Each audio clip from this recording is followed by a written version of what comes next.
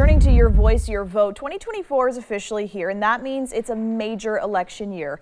Oregon Congresswoman Val Hoyle stopped by the KEZI 9 studios today to talk about what she's accomplished in her first year in office as she gears up for another election this November. So KEZI 9 news reporter Joey Vaca sat down with the representative earlier this afternoon, and he's joining us live in the studio. Joey, it was a busy year for the new Congresswoman, right?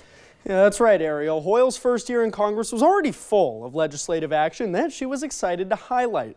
One thing Congresswoman Hoyle personally worked on was amending the Siletz Reservation Act. Her work allowed the Siletz tribe to get their hunting and fishing rights restored on their traditional land, and she also worked on allowing for investments to upgrade ports for commercial fishing. But this was also a year filled with turmoil in the U.S. House of Representatives after the House Speaker was ousted and a new one was eventually chosen.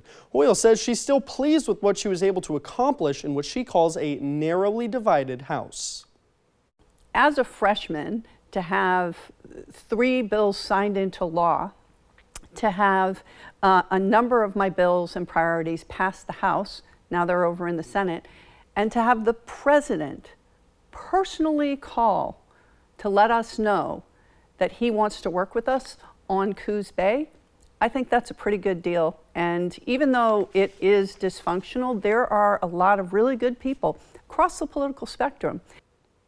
Now, Hoyle says she's working with other members of Congress to avoid a potential government shutdown in a few weeks while there's an ongoing crisis in the Middle East. Last Thursday, people demonstrated outside of Representative Hoyle's Eugene office calling for a ceasefire in the war in Israel. I asked her for her response to the event.